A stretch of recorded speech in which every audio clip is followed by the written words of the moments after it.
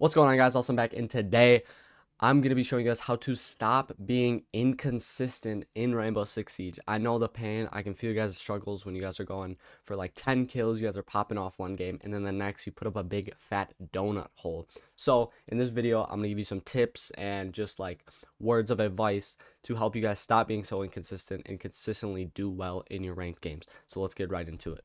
Alright, so the first thing that I have for you guys is to play to your opponent's weaknesses. And really what I mean by this is operator choice. So like if they have, let's say, like a Velk, obviously the weakness that comes with running Velk is the other team can just run IQ, and like you can just run IQ and then get the Velk camps.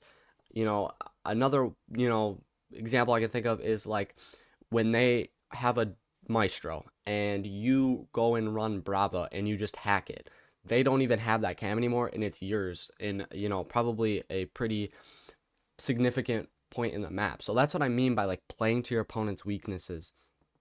And then one more example I can think of is like if you are, trying to entry frag, right, on Cafe. Cafe has a lot of like open spaces where cams are, so you can be easily seen. So instead of running someone like Ash so you can like run straight in the building, why don't you go run Nook and you can like lurk around, not be seen by cams, lurk up like white stairs if they're second floor, whatever, wherever you're attacking, and get those entry kills. So that's really what I mean. Be more strategical in the operators that you pick, because, obviously if you run your main every time, like they're going to be good on sites, like running Buck, you know what I mean? Buck is a great operator, you know what I mean? You can use Buck on almost every site, but on some, maps and sites that you're attacking, there's potentially going to be stronger operators that you can use their gadgets and abilities to, maximize what you can do in that round and the amount of kills that you can get and stuff like that. So that's really what I mean, because like you can run your main, you can run the certain guys that you're, used to running,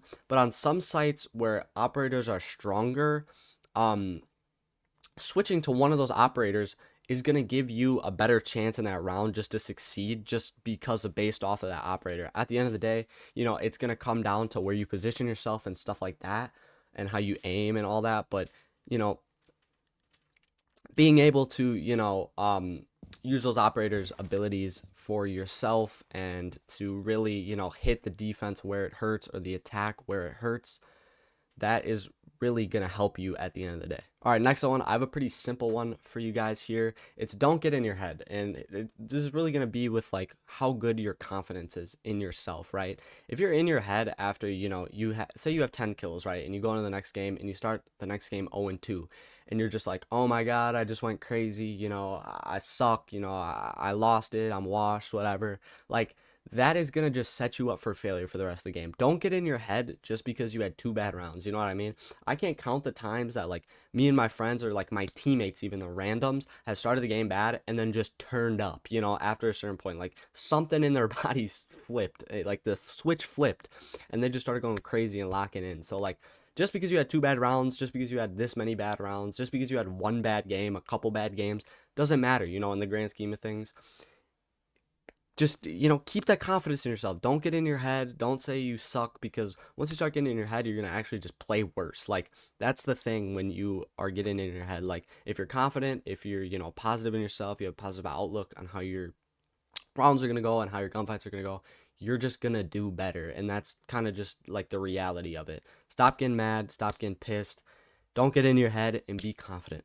All right, so for the third thing, it's going to be just to warm up. Now, long-term warming up is going to, improve your aim over the long term. If you do it every day, you're bound to improve. But short-term, which more like we're talking about, obviously, it's just going to help you go into your games better. You know what I mean? Like, when you go into your games not warming up, you're ice cold, you know what I mean? You haven't played for however many long, and then you're going to play kids that have been playing, like a game or 2 or 3, you've been playing for 8 hours, you know what I mean? So warming up's just really just going to help you in every way. And when I mean warm up, like, you don't need to, do like 2 like free-for-alls and stuff like that where you're spending like 15, 20 minutes, or like 10, 20 minutes, or going into training and then doing like a 10-minute, 15-minute shooting range, warm up. Like, literally what I do, this is what I do.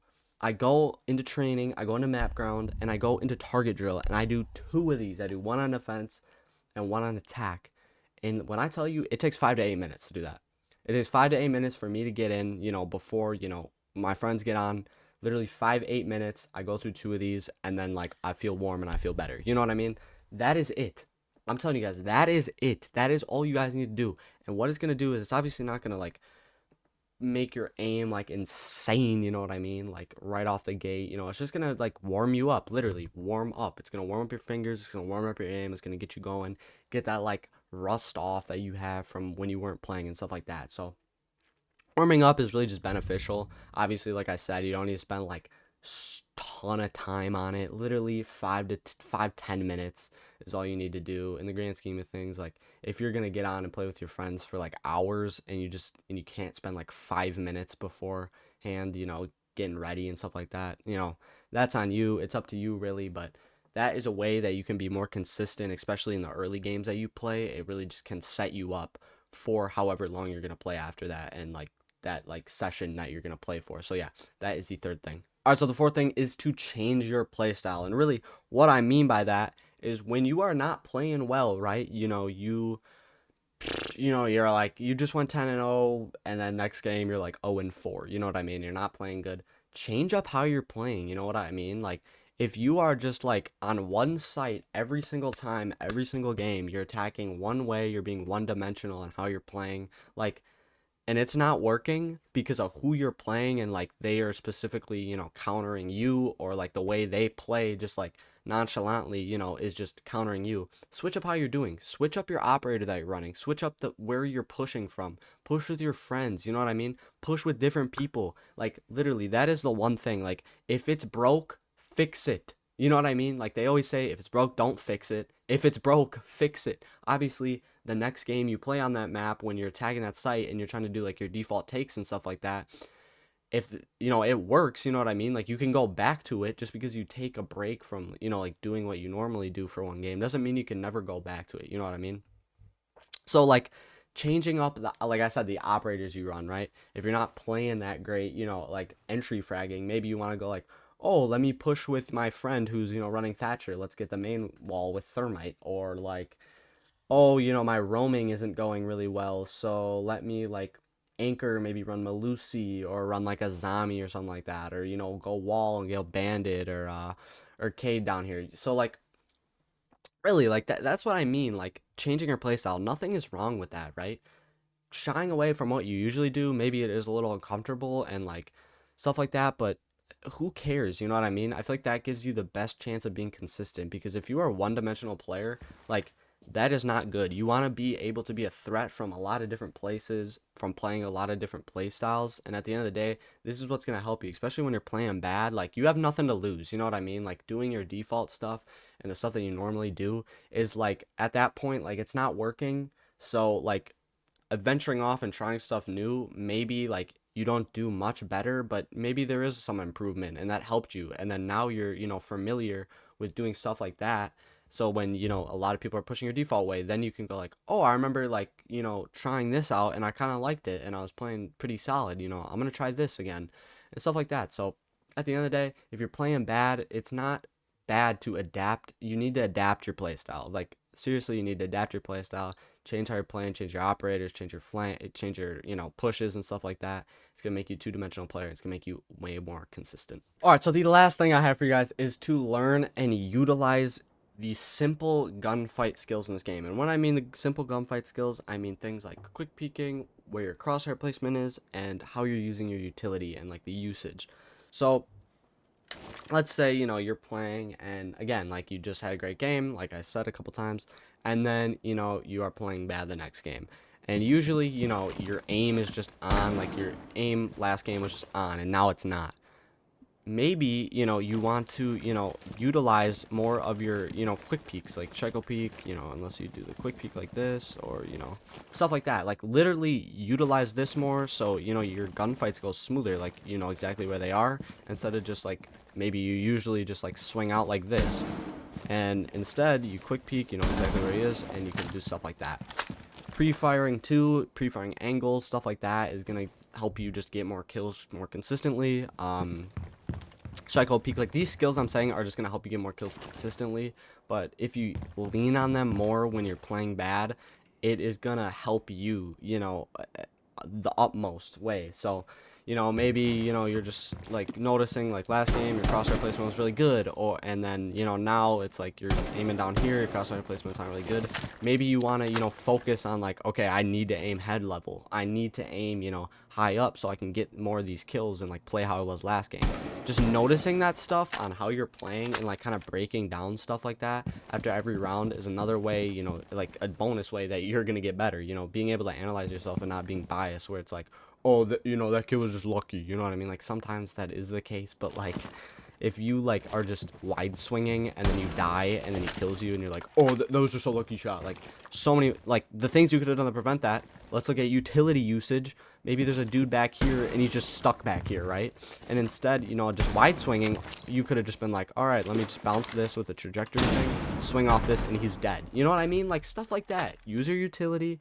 If he's back, if you think he's back here, quick peek. Make sure you're aiming high. Stuff like that. Pre-fire, like literally stuff like that is simply just gonna help you get better using your utility. If you're Yang, use your Candelas, move off of them. If you have the stuns, move off of them. Frags, throw it in a corner, someone's in, and then swing off that. Like simple things like that. If you lean on those more, and instead of just literally just wide swinging everybody and just hoping and praying you get kills because you came from Call of Duty or whatever, like these are the things like that you can lean on just in regular games, like that you're gonna do nonchalantly once you learn them. But over like time like this, if like you're really struggling, again, like I keep saying, lean on them, be better with them, use them more to your advantage. You know what I mean? So that is the fifth and final thing that I have for you guys. That's going to be all for today's video. If you guys enjoyed it, make sure you hit the like and subscribe button. My Twitch is also linked down in the description below if you want to go there. I stream pretty frequently there. But yeah, this video, I hope it helps. Obviously I try to draw some things that I personally, believe that will make you less inconsistent and that will for real help you if you apply these tips and you use them and you start using them and stuff like that. So again, I hope you learned. I hope you enjoyed the video. Yeah, I'll see you guys in the next one. Peace out.